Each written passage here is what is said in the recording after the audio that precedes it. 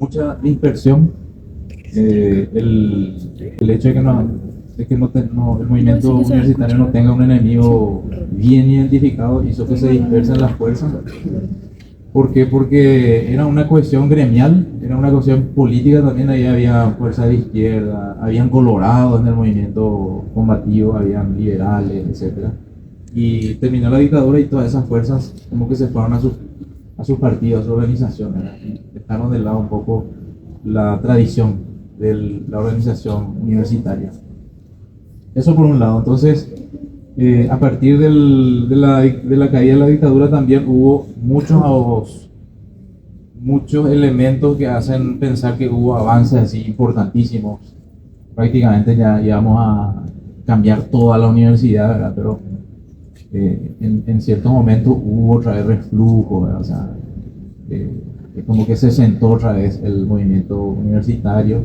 Entonces, esa fue la constante, la dinámica, ¿verdad? Flujo y reflujo que se le dice en las ciencias sociales, ¿verdad? Avance, retroceso. Era muy descontextualizado, ¿verdad?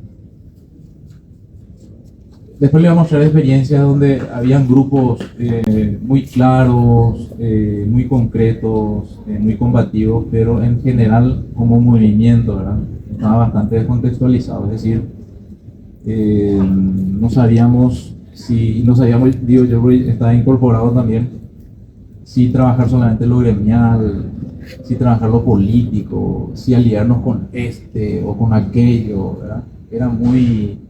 Teníamos que lidiar con muchas cosas, no era con una sola consigna clara y con algo demasiado cohesivo, como sí ocurrió, por ejemplo, y como sigue ocurriendo con movimientos estudiantiles en Argentina, en Brasil, mismo en Chile, ¿verdad? En Uruguay, que son movimientos estudiantiles, principalmente universitarios y secundarios, que tienen muchísima tradición de lucha. Y lo que se disputan son líneas, ¿verdad? No se disputa contra qué vamos a pelear, sino se disputan ya corrientes, digamos. Tienen otras preocupaciones, digamos, otros debates. Y finalmente la atomización, es decir, siempre se hicieron muchísimos esfuerzos para que el movimiento universitario sea de masa, que sea amplio, que movilice a todas las universidades, a la UNA, a la UCA, a todas las privadas, a todas las facultades. Pero la característica siempre fue que estuvo muy atomizado. Pequeños grupos estudiantiles que no dejan de ser importantes, ahora vamos a mostrar algunos ejemplos, ¿verdad? No dejan de ser importantes, muy valiosos aportes a la lucha, digamos. Dieron pie a muchos cambios también que se dieron en la universidad, pero siempre la característica fue que eran muy atomizados. O sea, siempre fueron pequeños grupos, como que, ¿verdad? Uno de ellos fue a mano alzada justamente, ¿verdad? Empezó a debatir desde el 2002 aproximadamente, ¿verdad, Johnny? Y en el 2004 se funda, digamos, oficialmente el movimiento, ¿verdad? Entonces, pero era un movimiento, o sea, no era, todavía no teníamos la fuerza para tomar centros de estudiantes. A veces tomábamos algunos centros de estudiantes, a veces nos tomaban, ¿verdad? Así fue, digamos, la constante del movimiento estudiantil post dictadura hasta el 2015. Bien. Bueno, lógicamente que no nos vamos a ir demasiado atrás, pero sí es muy importante tener dos antecedentes que fueron, digamos, antes de que caiga el dictador y ahí nomás en el 89. Uno es en el 87 se funda la Federación de Estudiantes Universitarios del Paraguay. Era un periodo donde había mucha participación gremial, ¿verdad? Las luchas del hospital de clínicas principalmente en el 85, ¿verdad? ¿Por qué había tanto desafío? Imagínense ustedes que en la dictadura no se podía protestar por nada, pero en el año 85 empezaron grandes movilizaciones en nuestro país, en plena dictadura. Es decir, que había muchos presos. Los partidos políticos de oposición operaban dentro de los vetos, lógicamente. Eso ocurrió antes, durante y va a seguir ocurriendo. Entonces, en el 87 se constituye la FEU. Yo hice un recorte del manifiesto fundacional de la FEU y dice promover el libre acceso a la ciencia y a la técnica, orientando a las mismas a resolver los problemas del pueblo. Imagínense, muy progresista, reivindicar la construcción de una universidad cuyos objetivos nazcan en las necesidades reales del pueblo y respondan a ellas, promover la libertad ideológica en la educación como elemento fundamental para la construcción de una real democracia en la universidad y en la sociedad, y sostener que la autonomía universitaria es el elemento indispensable para que la universidad cumpla con sus fines. Esta es la declaración de principios de la FEU. Súper progresista. La característica de la FEU es que habían centros de estudiantes, la mayoría de los centros de estudiantes que eran de arquitectura, ingeniería, medicina, o sea, eran centros estudiantiles muy tradicionales, digamos, de la época, y fuertes. Estaban todos agremiados y agrupados en la federación. Y otro ícono importante para el movimiento también es, y después nos vamos a dar cuenta por qué, en el 89 ya, entre que caía y ya cayó, ¿verdad? Se fundó la coordinadora de estudiantes universitarios del interior, residentes en Asunción, que después fue un centro de estudiantes que es el CEUNIRA. No sé si algunos conocen, que es la residencia universitaria. Ese fue un nido de comunistas. No, ese fue un lugar muy importante, un bastión importante de la lucha. Ahí se hacían reuniones, las reuniones estratégicas del movimiento universitario, las reuniones donde se debatía el futuro del movimiento universitario y donde estaban los elementos más avanzados del movimiento universitario, porque ellos venían de la lucha campesina, principalmente. Eran estudiantes del interior vinculados al movimiento de masa que venían a estudiar, ¿verdad? Y se agruparon en el CEUNIRA. Entonces el CEUNIRA tiene su peso político y social en la historia, digamos, del movimiento universitario. El siguiente, por favor. Este es un recorte que pude hacer. O sea, tuve la intención de hacer más recortes, pero este es el único que logré. Este es un libro que publicó Miguel Verón y Marcos Ibáñez, que recoge la experiencia del CEUNIRA. Miguel Verón es el profesor en el área de Guaraní y que es el director del Instituto de Guimara. Usted está en San Lorenzo ahora. En San Lorenzo, exactamente. Bueno, y Miguel y Marco escribieron un libro que recoge la experiencia en ese momento ya del CEUNIRA, ¿verdad? Toda la experiencia de lucha. Y el CEUNIRA era más o menos ¿cómo que se llama? El Aleph, el epicentro de todo, donde se debatía la estrategia, digamos, del movimiento universitario. Ahí nos íbamos todos los estudiantes, porque de hecho había infraestructura para analizar, para debatir, etcétera, y donde se impulsaron muchas acciones. Muchas de las acciones del movimiento universitario de los 90 se debatieron en ese lugar. Por eso es muy importante, ¿verdad? El CEUNIRA, por ejemplo, era después de lo que fueron los movimientos independientes de la dictadura, fueron los que otra vez colocaron, por ejemplo, la alianza de la Unidad Obrero Estudiantil, Obrero Campesino Estudiantil, ¿verdad? Y dejamos de tener esa mirada solamente en la universidad, ¿verdad? O sea, los estudiantes en todas las movilizaciones campesinas, en todas las huelgas de trabajadores, estábamos ahí como movimiento, ¿verdad? Era una táctica de ese momento, digamos, aliarnos siempre con el movimiento de masa. El siguiente, por favor. En ese momento se retoman las consignas de la reforma universitaria, que son de Córdoba al 18. No sé si estamos familiarizados con el movimiento. ¿Eh? El movimiento de la reforma universitaria se dio en 1918 en nuestro país, en nuestro continente. El, el mayo francés, por ejemplo, es del 68 recién, 50 años después. En 1918, en Córdoba, se lanza el grito por la reforma universitaria. Miles de estudiantes universitarios, en alianza justamente con obreros, salen a las calles y como que refundan todo lo que era la universidad autoritaria, clerical de ese momento, ¿verdad?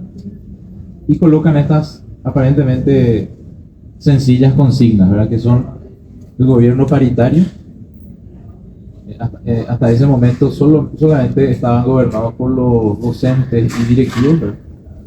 O sea, si tenemos estudiantes en los consejos, en la asamblea, etcétera, es que traemos de Córdoba del 18 esa idea de reformar la universidad autoritaria, cerrada, intramuro, clerical, etcétera. Hola. Sí, adelante. La excelencia académica, la autonomía universitaria, ¿verdad? Que no debería ser un claustro inviolable desde el punto de vista del poder político del Estado, ¿verdad? Es decir, acá no pueden entrar fuerzas policiales, etcétera, etcétera. Que hayan concursos docentes, ¿verdad? Cosa que para nosotros son normales, ¿verdad? En ese momento era algo súper revolucionario que hayan cátedras, la posibilidad de que hayan cátedras paralelas, por ejemplo. Y que se haga la extensión universitaria, es decir, que la universidad deje de mirar su ombligo, ¿verdad? De que salga a la sociedad y comparta los saberes, los conocimientos que se adquieren en la universidad. Para nosotros hoy, 2023, esto es 100 y pico de años más, es algo normal prácticamente. Hay algunos elementos que todavía no logramos, de hecho, en la universidad, algunas cosas sí, ¿verdad? Pero hablar de cátedras paralelas en ese momento era ultra revolucionario, ¿verdad? En 1995 se conformó una coordinadora de estudiantes universitarios de la UNA, y esa coordinadora, que era súper progresista, liderado principalmente nuevamente por el señor Mira, etcétera, impulsa la constitución de lo que hoy, no sé si sigue funcionando, la FEUNA, en 1900. ¿De? Torneo de Torneo y barras. En el 95 se funda la FEUNA, ¿verdad? Y la FEUNA nace con un principio bastante progresista, ¿verdad? De hecho, las fuerzas, esa coordinadora que era la CEUNA, ¿verdad? La que funda la FEUNA eran sectores muy progresistas, digamos, del estudiantado, y constituyen lo que se denominó justamente la Federación de Estudiantes Universitarios de la UNA, que después lógicamente se ultraderechizó, ¿verdad? Pero esa es otra historia. El siguiente. Bueno, en el 96 se da una de las más grandes movilizaciones de esa década contra la entrada en vigencia del estatuto de la UNA sin consulta, ¿verdad? Sin consulta ni a profesores ni a alumnos. Es la lucha más importante prácticamente de esa década, ¿verdad? Hubo tomas de facultades, se tomó el rectorado de España y el rectorado de acá. Se conformó una coordinadora de lucha por la reforma universitaria, y esa coordinadora de lucha por la reforma universitaria era la que conducía, digamos, estos procesos de lucha. Los que decían, vamos a tomar la facultad, vamos a tomar el rectorado. O sea, eran estudiantes más políticamente más formados y más con más experiencia en la lucha, digamos.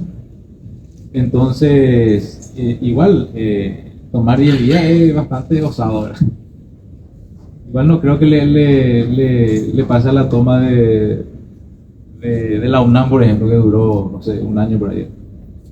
Pero la coordinadora de lucha por la reforma universitaria es del 96 también. Se logró en esas tomas convocar a la asamblea universitaria, etc. Y un hecho importante, con esto ya voy cerrando, ¿verdad? Un hecho importante para el movimiento universitario fue el Marzo Paraguay. El Marzo Paraguay también es introductorio, ¿verdad? El Marzo Paraguayo, bueno, el vicepresidente de aquel entonces, Luis María Argaña, hubo un magnicidio, él fue asesinado y o sea, la ciudadanía, digamos que condenó al oviedismo en ese momento. Entonces las disputas se dieron en las calles, ¿verdad? Tienen que imaginarse un gran quilombo, ¿verdad? Principalmente en el centro. Hubo creo que 10, 11 fallecidos, ¿verdad? Habían balaceras, duró creo que 3 noches, la gente sin dormir. Combate cuerpo a cuerpo era en las plazas, en los parques ahí del microcentro. Igual, bueno, los detalles y las consecuencias de esa lucha pueden formar parte también de otro tema para debatir, pero estamos hablando solamente de las circunstancias en las cuales se desarrollaron esos acontecimientos, ¿verdad? Y eso al movimiento universitario, porque la mayoría de los jóvenes que se fueron a pelear ahí en las plazas del Congreso eran estudiantes. Entonces, ¿qué pasó? Si uno, imagínense ustedes 3 días continuados están tirando piedra y quemando y, ¿verdad?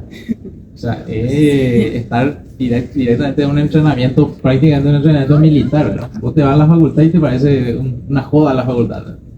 Entonces, ¿qué pasó? A partir de ahí se impulsaron muchísimas tomas de facultades. El movimiento fue muy combativo, ¿verdad? Porque vinieron de esa radicalidad.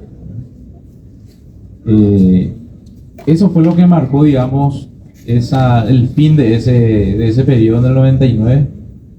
El siguiente, por favor. En el 99 acá Johnny va a hablar sobre los campamentos interdisciplinarios que tuvo conducido justamente por la Facultad de Arquitectura en ese momento, ¿verdad? Que era un espacio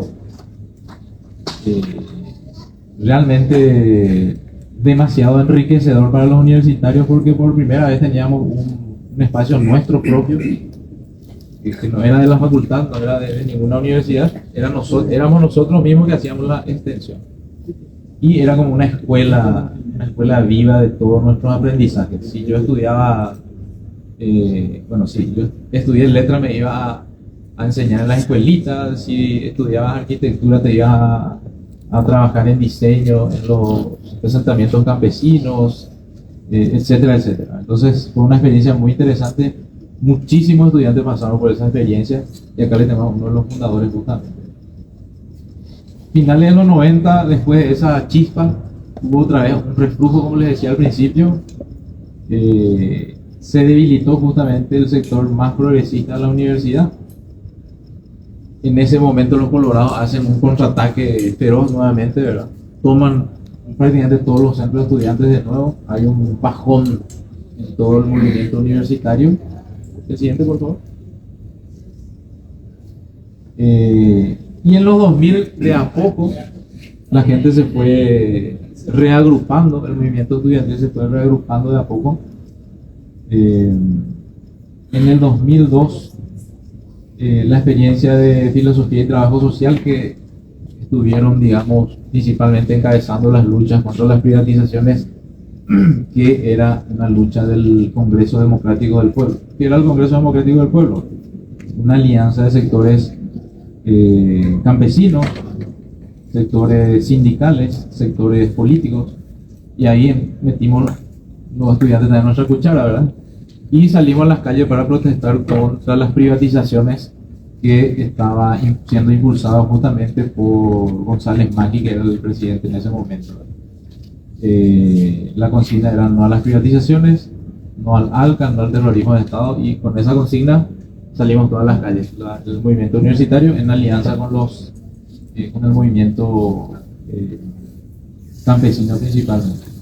En el 2002 se comenzaron a hacer foros sociales universitarios. En esa época son los foros sociales mundiales, ¿verdad? Entonces muchos de nosotros participamos en esos foros y digamos, el diseño de esos foros nos interesaba, entonces trasladamos eso a la universidad. Entonces lo que hacíamos es traer especialistas y convocamos a toda la universidad a debatir sobre temas de la realidad nacional. El Foro Social Universitario dice en su copia de un boletín informativo, buscó constituirse en un espacio de reflexión, crítica, reinformación y compromiso social hacia la realidad sociopolítica, económica y cultural desde el sector universitario.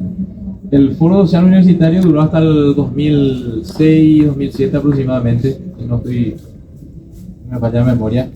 Y acá le tenemos ya a mano alzada que aparece en la palestra, que tiene su, como dijimos, su acta fundacional de 2004. Y bueno, estuvieron muchos movimientos así como a mano alzada participando de ese espacio. Bien, gracias. En el 2004 el foro justamente levanta la consigna del arancel cero. Se hace toda una propuesta gigantesca, pero lógicamente que no tenía la fuerza de masas para acompañar eso.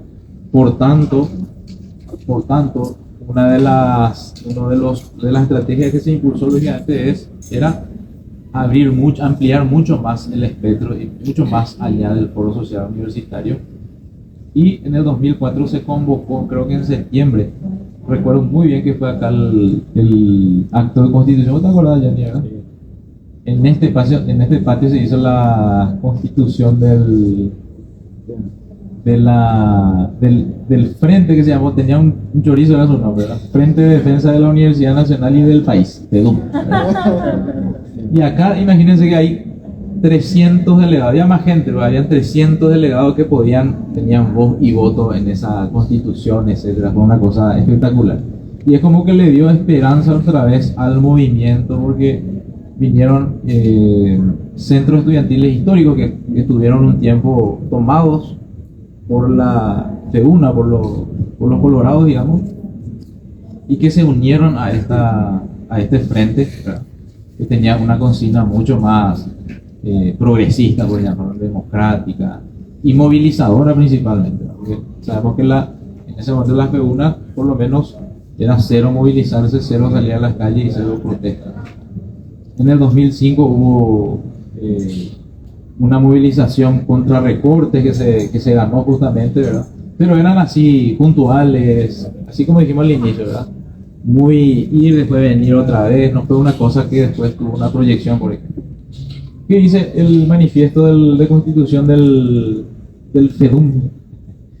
Frente en el que debemos aportar nuestra lucha para cambiar la infamia por la dignidad. Impresionante, ¿verdad? Una cosa extraordinaria. El robo por la justa distribución de las riquezas, la represión por las esperanzas y el autoritarismo por la verdadera democracia, aquella democracia que se construye con justicia, salud, educación, trabajo, patria, dignidad. O sea, imagínense a estudiantes en ese momento, en ese contexto, debatiendo esto, ¿no? O sea, dentro de las complejidades habían pensamientos de todo tipo, ¿verdad? Y lidiar con todo eso y sacar algo tan sencillo como lo que estamos leyendo ahora, ¿verdad? Un manifiesto de un congreso de constitución. ¿El siguiente? Bueno, y hasta aquí, ¿verdad? Porque en el 2015 se da un fenómeno demasiado interesante para estudiar, que es una Nanotecalles, que creo yo rompe todo digamos, la práctica que hasta ese momento se observaba, digamos, dentro del movimiento estudiantil. Sin embargo, siguió teniendo las mismas características, es decir, son fogonazos siempre, ¿verdad? Fogonazos así son primaveras que después como que se van apagando y nos volvemos a meter todito otra vez, como se dice en la clase, en aula, ¿verdad? Y como que se dice, nos acurrucamos en nuestras aulas, en nuestra zona de confort. Siempre fue esa la característica del movimiento estudiantil. Hay fogonazos de 1, 2, 3 años y después hay un repliegue nuevamente en las aulas, etcétera, etcétera. Difícilmente se logran los recambios, por ejemplo, en la dirigencia, justamente por el elemento vital también, ¿verdad? Las carreras duran 4, 5, 6 años. Y bueno, a veces los mejores dirigentes que ya se forman desde el primer año egresan y ya no tienen ese vínculo con la gente que va empezando de nuevo, ¿verdad? Y espero que, y bueno, y de hecho se nota eso a mano alzada, que ella, uno de los movimientos, si no el único, que se mantiene ya por casi 20 años, ¿verdad? Así que felicidades para la dirigencia por el movimiento, y no sé si tienen alguna pregunta, dejamos los ejercicios para el final, para ahora. Muchísimas gracias.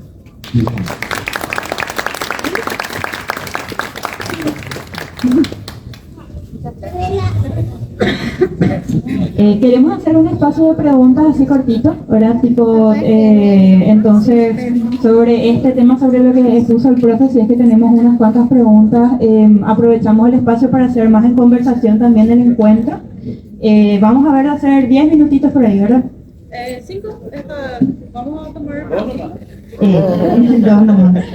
Igual, no sé, a mí me gustaría hacer una pregunta, no sé si se puede. Sí, dale.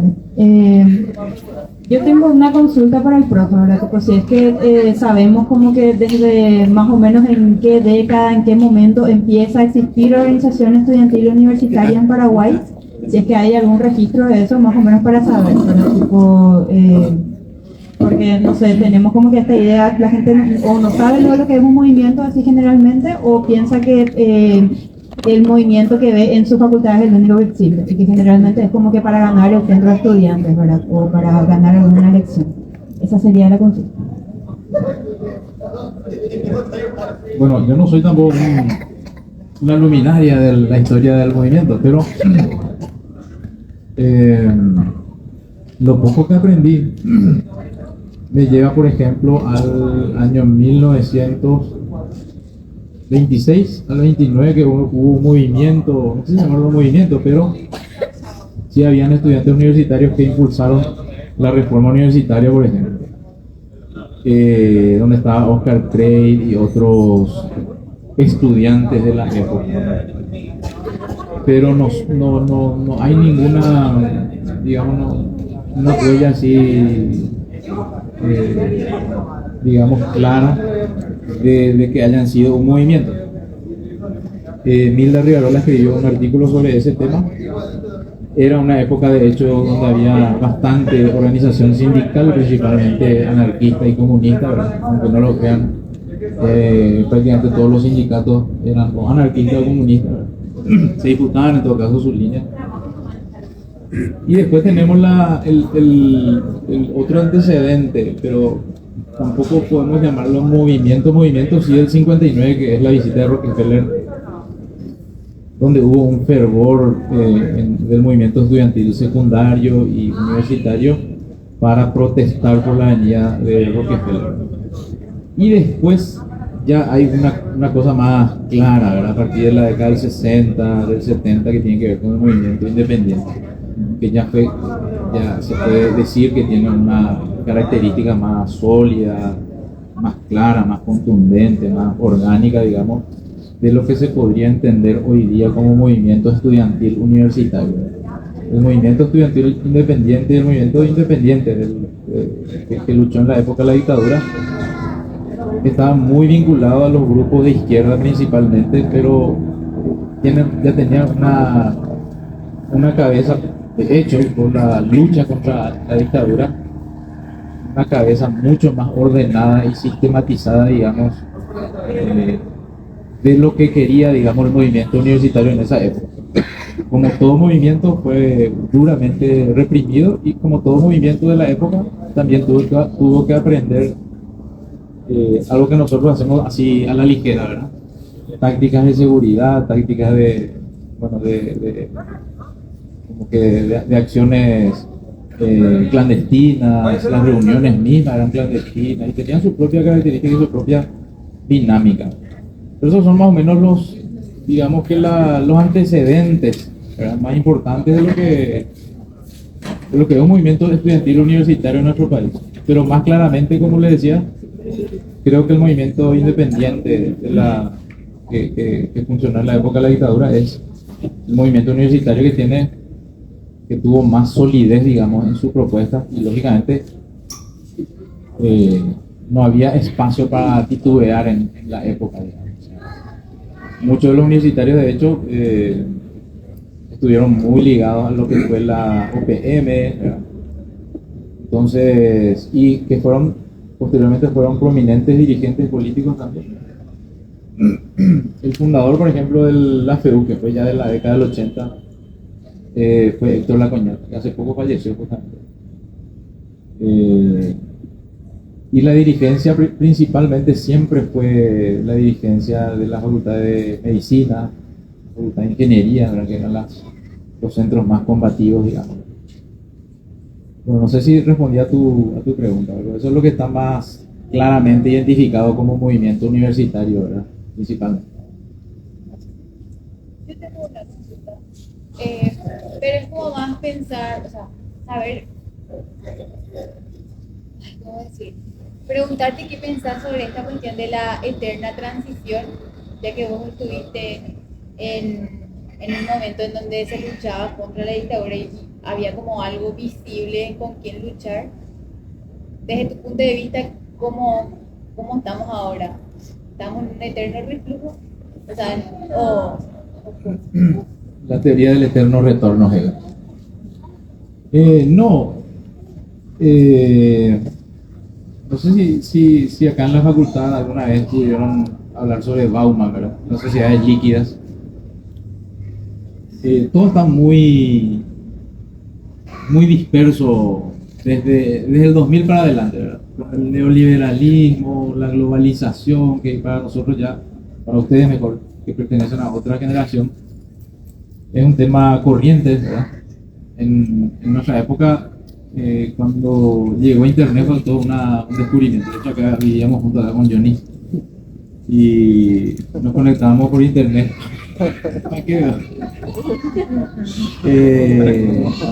O sea, la llegada, por ejemplo, de tecnología o de conectarnos con el mundo era algo, no sé, totalmente impensable, ¿verdad? Y generó una serie de crisis, digamos, en los comportamientos, así como ahora. Entonces, en una sociedad muy en crisis, en un país muy en crisis, hay un mundo muy en crisis también, y todo es como que muy volátil. Por eso Bauman dice que vivimos en una sociedad líquida, nada está como que muy claro, ¿verdad? Y por tanto cuesta mucho proyectar, cuesta mucho, desde el 2000 lo decían, a la juventud le cuesta mucho proyectar, y bueno, ahora también, porque para progresar tenemos que endeudarnos, para vivir bien tenemos que esclavizarnos, y hay un montón de elementos que hacen que en nuestro país principalmente sea como que estamos en una eterna transición. Y es lastimosamente una realidad, ¿verdad? Que tenemos que saber administrar. Una cosa es lo que queremos que termine ya la transición, queremos que la democracia realmente se instale y que todos podamos gozar de derechos, ¿verdad? Principalmente, de derechos históricamente postergados. Pero en sociedades, imagínense, supuestamente ya con democracias consolidadas, fíjense las crisis en las cuales está pasando. Europa está en crisis, Estados Unidos está en crisis. No es solamente acá la crisis de la democracia. La democracia probablemente es una herramienta que se debate permanentemente y nunca deja de perfeccionarse, por llamarlo de una manera. Pero acá principalmente, y es un tema para que ustedes debatan también en un encuentro, hablen sobre la realidad nacional y la realidad política, hablen sobre las fuerzas políticas que están en disputa, hablen sobre las causas, digamos, que es lo que nos llevó a esta situación. Debatan sobre eso, tráiganle a gente no que les dé información nomás, sino que promueva un debate y que les ayude a ustedes a analizar mucho mejor por qué llegamos a esta situación. ¿Por qué, por ejemplo, estamos en permanente transición? Porque es una democracia inacabada. O sea, ¿cuáles son las causas de esa democracia inacabada? ¿De dónde viene esta crisis que estamos en permanente crisis? ¿Por qué estamos en permanente crisis? ¿Cuáles son las causas que motivaron a que siempre estemos en crisis y que nunca podamos estar tranquilos? Porque termina esta crisis y empieza otra. Y aparentemente nunca podemos tener un país donde podamos ni los jóvenes, ni los grandes, ni los abuelos pueden planificar nada, ¿verdad? Porque si vos decís, bueno, antes era mejor, vos hablas con un jubilado y fueron víctimas del quiebre de los bancos en la década del 90, ¿verdad? Que hubo muchísimos suicidios y que justamente Guasmosi era que le salvó a los bancos. ¿Por qué nunca podemos tener una salud como la gente? Porque nuestra educación siempre tuvo la tradición de nuestra educación y que sea siempre mediocre, siempre mala. ¿Por qué los paraguayos todavía no tienen tierra para cultivar? ¿Por qué no tienen casa? ¿Por qué cuesta tanto conseguir un trabajo? Esos son los debates que hacen que uno justamente haga ese tipo de preguntas. Porque es lo que nunca se termina de consolidar la democracia. Sin embargo, por eso le colocaba la crisis que no es nuestra solamente, ¿verdad? Sin decir que nosotros tenemos nuestros propios monstruos, ¿verdad? Que lógicamente hacen que eso prácticamente que la democracia funcione con esta gente que siempre está en el poder va a ser siempre muy difícil, va a ser siempre muy complicado, ¿verdad? Pero tampoco hay una civilización, una sociedad así demasiado sólida en el mundo, demasiado estable. Yo lo decía, el caso de Europa. Europa supuestamente es la cuna de la civilización, etcétera, y son ellos los que se reventaron en la Segunda Guerra Mundial, bro. O sea, Alemania es la cuna de la civilización, los mejores músicos, no sé, los mejores artistas que conocemos prácticamente son alemanes, ¿verdad? Y un alemán es el que cometió una barbarie a escala mundial, por ejemplo. Son debates muy interesantes que podemos trasladar a nuestra realidad, pero sí yo les motivo a que puedan profundizar principalmente, analizar un poco nuestra realidad nacional.